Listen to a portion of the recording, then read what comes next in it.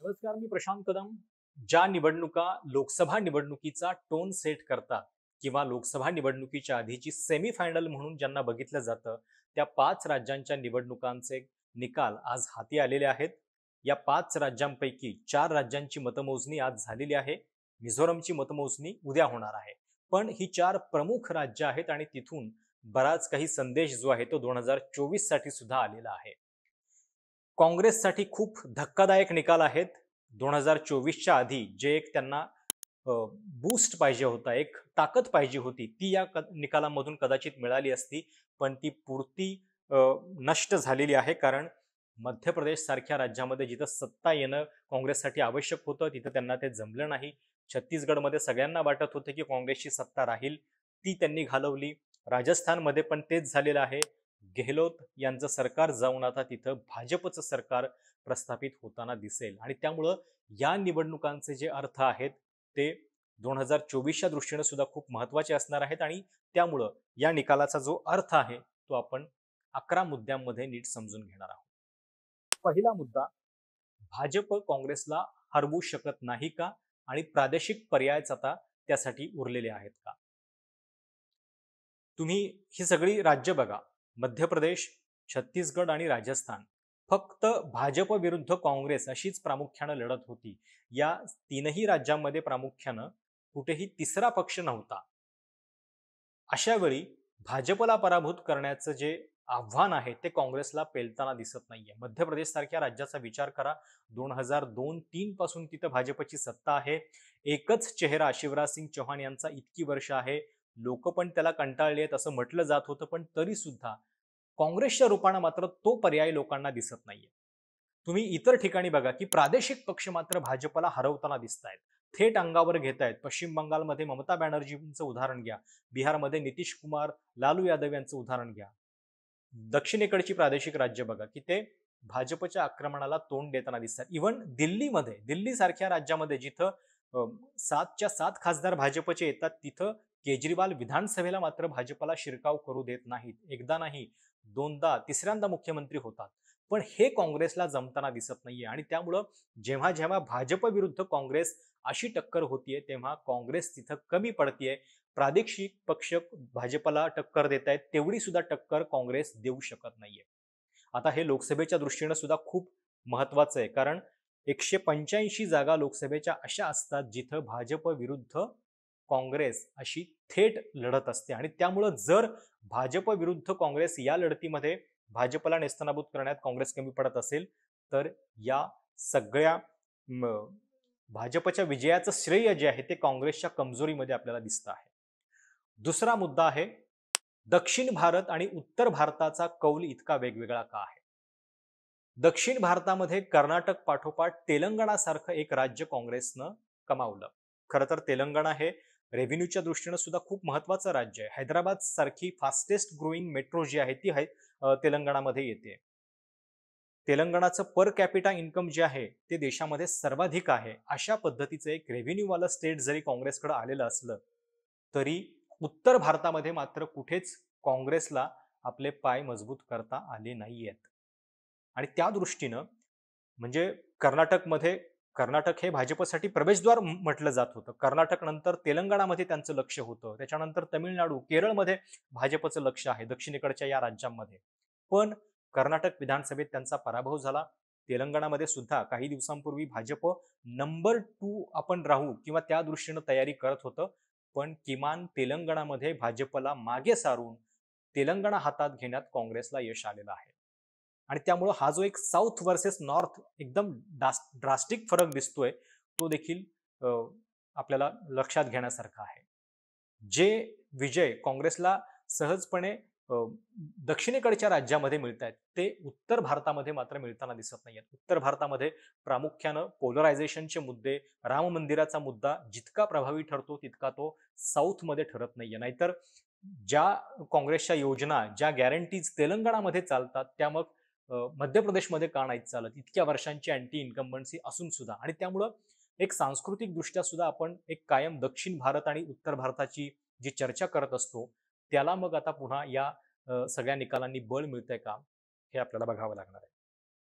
तिसरा मुद्दा आहे, इंडिया आघाडीमध्ये काँग्रेसची बार्गेनिंग पॉवर आता कमी होणार. या सगळ्या निकालांवरतीच अवलंबून होतं की काँग्रेसचा किती वरचष्मा राहणार.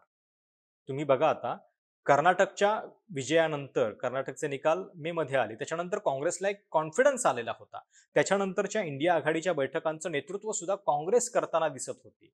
अ, काँग्रेसला असं पण वाटत होतं की ही जागा वाटपाची बोलणी जी आहेत ती 5 राज्यांच्या निकालानंतर आपण सुरू करू, जेणेकरून आपला एक वरचष्मा असेल.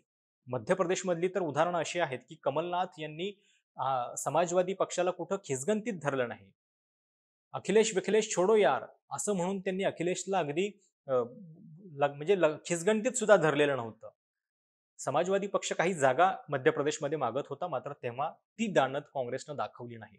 त्याही वेळी अखिलेश यादव यांनी विधान केलेलं होतं की लोकसभेच्या वेळी मग आम्ही काँग्रेसला याचा बदला अ, घेऊन दाखवू. त्यामुळं आता एक होईल की इंडिया आघाडीतल्या जागा वाटपाच्या बैठकीमध्ये काँग्रेस आता कमजोर पडणार आणि जे प्रादेशिक पक्ष आहेत ते काँग्रेसला जितकं जेरीस आणता येईल तितकं ते आणणार. विशेषतः यूपी, बिहार, महाराष्ट्रासारख्या राज्यांमध्ये हे फार आपल्याला प्रामुख्यानं बघायला मिळेल, जिथं प्रादेशिक पक्षांची भूमिका जी आहे ती महत्वाची असणार आहे. आणि त्या दृष्टीनं इंडिया आघाडीमध्ये काँग्रेसनं आपली बार्गेनिंग पॉवर त्याच्यामुळं कमी केल्याचं दिसतंय. 6 डिसेंबरला आता एक इंडिया आघाडीची बैठक काँग्रेसनं बोलावली आहे. आजच्या निकालाच्या नंतर त्यांना या सहकारी पक्षांची आठवण होतीये. पण आजच्या निकालानंतर नितीश कुमार असतील, अखिलेश असतील, ममता बॅनर्जी असतील, यांचे काँग्रेस म्हणजे त्यांचा जो काँग्रेसवरचा जो दबाव आहे तो मात्र वाढणार हे नक्की आहे. चौथा मुद्दा, आजचे निकाल लागले त्याच्यानंतर याचा अर्थ विरोधकांनी आता थेट 2029चीच तयारी करायची का? साहजिक आहे तुमच्या सगळ्यांच्या मनात हा प्रश्न आला असेल की या निवडणुकीचा 2024च्या लोकसभा निवडणुकीवरती काय परिणाम होणार. आत्ता एवढं काँग्रेसचं पाणीपत झालंय, म्हणजे 2024ला पण ते होणार का?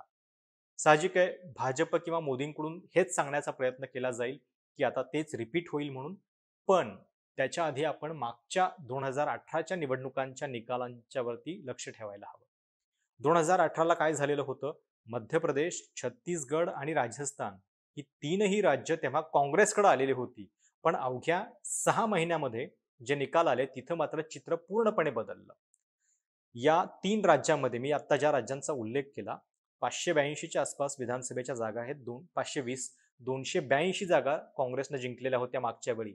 पण 6च महिन्यानंतर झालेल्या लोकसभा निवडणुकीमध्ये 65 पैकी 62 जागा या भाजपनं जिंकलेल्या होत्या. त्यामुळं गरजेचं नाहीये की मागच्या वेळी मग जसं उलटफेर घडला तसा याही वेळी थोडाफार घडू शकतो. आणि पुन्हा हे लक्षात घ्या की भाजपला या राज्यांमध्ये पैकीच्या पैकी परफॉर्मन्स द्यायचा आहे. म्हणजे अगदी एखाद दुसरी सीट जी आहे ती फक्त भाजपनं मागच्या वेळी गमावलेली होती. त्यामुळं लोकसभा निवडणुकीला पुन्हा काय होतंय हा देखील महत्वाचा मुद्दा असेल. लगेचच थेट म्हणजे आता 2024च्या काहीच होप्स राहिलेल्या नाहीयेत असा पण निष्कर्ष काढणं चुकीचं ठरेल. हे बरोबर आहे की भाजपनं प्रत्येक ठिकाणी आपली जागांची संख्या वाढवलेली आहे. अगदी तेलंगणामध्ये सुद्धा 1 पासून 8 पर्यंत म्हणजे आता या क्षणाला तरी ते गेलेले आहेत. पण काँग्रेसची जी मतांची टक्केवारी आहे ही या सगळ्या निवडणुकीमध्ये सुद्धा अ, तशी समाधानकारक आहे. त्यामुळं या मतांच्या जोरावरती काँग्रेस लोकसभेला किती लाज राखतं, भाजपच्या किती जागा कमी करतं या 65 पैकी, त्याच्यावरती 2024चे निकाल जे आहेत किंवा त्याचे अर्थ अवलंबून असतील. 5वा अर्थ होतो, मध्य प्रदेश आता भाजपसाठी गुजरात सारखा अभेद्य किल्ला बनत चाललेला आहे का? खूप ऐतिहासिक विजय मध्य प्रदेशचा. गुजरातमध्ये भाजपनं मागच्या वेळी जो विजय मिळवला डिसेंबर 2022 मध्ये, तो सलग 7वा विजय होता. काँग्रेसला अजिबात डोकं वर काढू देत नाहीये भाजप तिथं. आणि तशाच पद्धतीची स्थिती मग आता मध्य प्रदेशमध्ये झालेली आहे का? मध्य प्रदेश हा भाजपचा अभेद्य किल्ला बनत चाललेला आहे का? आणि तुम्ही लक्षात घ्या की 2002-3 पासून तिथं भाजपची सत्ता आहे. शिवराज सिंग इतक्या वर्षांपासून मुख्यमंत्री आहेत. म्हणजे काही जे नवमतदार आहेत त्यांच्यासाठी तर त्यांच्या जन्माच्या आधीपासून शिवराज सिंग चौहान यांनाच ते मुख्यमंत्री म्हणून बघत आलेत. इतक्या सगळ्या वर्षानंतर एक असा फटीग येतो मतदारांच्या मध्ये, थोडंसं नैराश्य येते, बदलाची भावना येते असं लोक म्हणतात. पण ते भाजपच्या बाबतीत झालेलं नाहीये. आणि काँग्रेस जर ती टक्कर देऊ शकत नसेल तर मग आता गुजरात प्रमाणे मध्य प्रदेश सुद्धा भाजपचा अभेद्य किल्ला बनत चाललाय का, हा प्रश्न उपस्थित होतो. 6वा मुद्दा, देशामध्ये आता काँग्रेसचे केवळ 3च राज्यामध्ये मुख्यमंत्री राहणार आहेत. कर्नाटक, हिमाचल प्रदेश आणि तेलंगणा. आता त्यातही कर्नाटक आणि तेलंगणा ही दक्षिणेकडची राज्य आहेत. मान्य आहे की कर्नाटक आणि तेलंगणा इकॉनॉमीच्या दृष्टीनं थोडीशी मजबूत स्थितीतली राज्य आहेत. पण राजकीय दृष्ट्या जर बघितलं आपण तर जिथं जागा जास्त असतात लोकसभेच्या असं एखादं राज्य जे आहे ते मात्र काँग्रेसच्या हातामध्ये आता उरलेलं नाहीये. तेलंगणा हातामध्ये आलंय पण तेलंगणामध्ये लोकसभेच्या केवळ 17 जागा आहेत आणि त्यामुळं आधी म्हणजे या निवडणुकीच्या आधी काँग्रेसचे 4 राज्यामध्ये मुख्यमंत्री होते. त्यांना आशा होती की एखादं राज्य वाढून आपल्या मुख्यमंत्र्यांची संख्या वाढेल, पण तसं झालं नाही. काँग्रेसनं 2 राज्यातली आपली सत्ता गमावली. 2 मुख्यमंत्री त्यांचे कमी झाले. 4 वरून 2 ला आले आणि फक्त तेलंगणामध्ये एक ॲडिशन झालं 3. त्यामुळे आता देशामध्ये केवळ 3 राज्यांमध्ये काँग्रेसचे मुख्यमंत्री राहिलेले आहेत. लोकसभा निवडणुकीच्या दृष्टीनं तुम्हाला रिसोर्स पण खूप महत्त्वाचे असतात आणि त्या दृष्टीनं ही चिंता काँग्रेसला असेल. 7वा मुद्दा आहे, राहुल गांधींच्या नेतृत्वाला भारत जोडोनं दिलेली झळाळी उतरली. या गोष्टीची खूप चर्चा सुरू होती की भारत जोडोमुळे कर्नाटकमध्ये यश मिळालेलं आहे. तेलंगणामधल्या यशाचं श्रेय सुद्धा भारत जोडोला दिलं जात होतं. पण मध्य प्रदेश सारख्या राज्यामध्ये त्याच्यानंतर इतर नॉर्थ इंडियन स्टेटमध्ये जर काही प्रभाव होत नसेल, अर्थात राजस्थानमध्ये ही यात्रा गेलेली नव्हती, छत्तीसगडमध्ये ही यात्रा गेलेली नव्हती फारशी, पण तरी सुद्धा राहुल गांधींच्या नेतृत्वाची जी चर्चा झालेली होती की त्यांच्या नेतृत्वाला आता झळाळी आलेली आहे किंवा ते बदललेले आहेत, तर या सगळ्या चर्चेला आता या अपयशामुळे पुन्हा म्हणजे ती जी झळाळी होती ती थोडीशी काळवंडल्याचं आपल्याला दिसेल. कदाचित राहुल गांधींच्या नेतृत्वाला आता पुढे करताना काँग्रेसला 10 वेळा विचार देखील करावा लागेल. 8वा मुद्दा खूप इंटरेस्टिंग आहे. जातनिहाय गणनेचा मुद्दा पूर्णपणे निष्प्रभ ठरला का? खरं तर याला हिंदुत्वासाठीचं प्रत्युत्तर म्हणून काँग्रेस बघत होती. बिहारनं देशामध्ये पहिल्यांदा तो रास्ता दाखवला आणि जातनिहाय गणना केली, त्याच्यानुसार आरक्षण पण वाढवलं आणि मंडल विरुद्ध कमंडल हा प्रयोग करण्याची एक संधी जी आहे, एक मोठं उत्तर भाजपच्या हिंदुत्वाच्या राजकारणाला मिळालंय असं विरोधकांना वाटत होतं. काँग्रेसनं या 3ही राज्यांमध्ये जातनिहाय गणनेचं प्रॉमिस केलेलं होतं आणि त्या माध्यमातून लोक धर्माच्या ऐवजी आपल्या जातींवरती येतील, तसा विचार करतील, हिंदुत्वाच्या राजकारणाला बळी पडणार नाहीत असं काँग्रेसला वाटत होतं. पण ती आशा पूर्णपणे धुळीस मिळताना या निकालांमधून तरी आपल्याला दिसते. त्यामुळे आता या हिंदुत्वाला उत्तर नेमकं कुठल्या मुद्द्यानं द्यायचं हा सुद्धा प्रश्न येईल. काँग्रेसची गॅरंटीपेक्षा मोदींच्या गॅरंटीवरती लोकांचा विश्वास आहे का, हा पुढचा मुद्दा.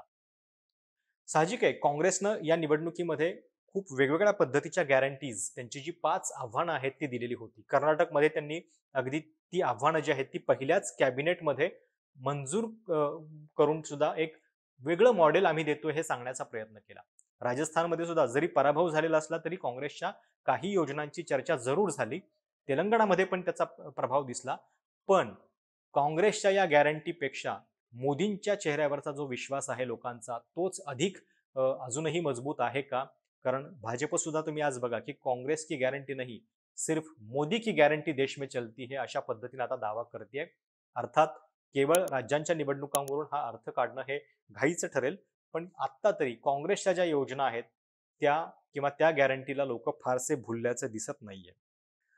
पुढचा प्रश्न आहे, काँग्रेसची जी मानसिकता आहे की आम्ही जे आहोत ते फक्त सत्तेत राहण्यासाठीच आमचा जणू जन्म आहे, अशा मानसिकतेतून आता काँग्रेस बाहेर येणार का?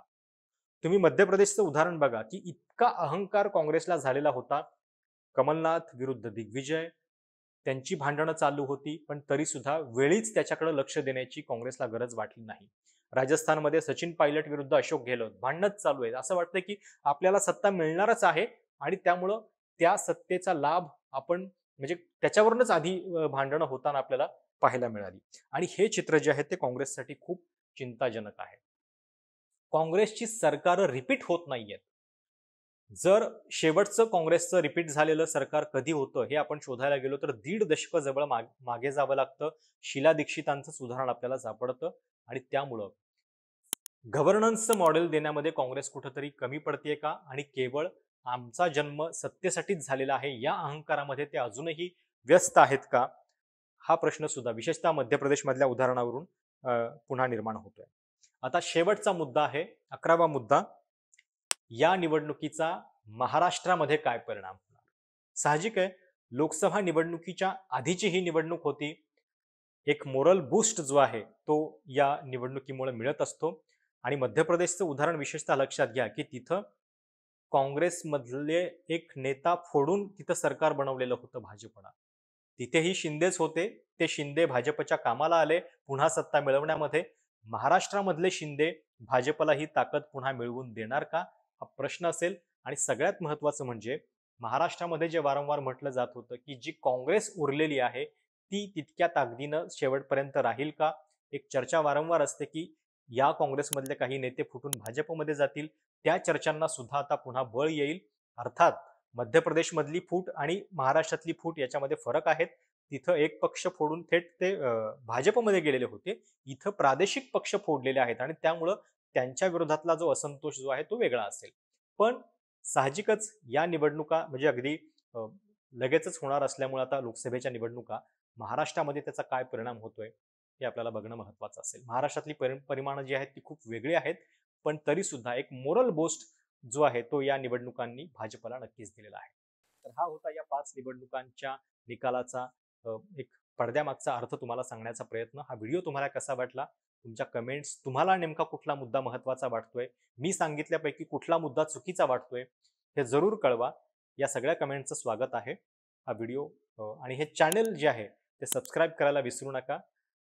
धन्यवाद.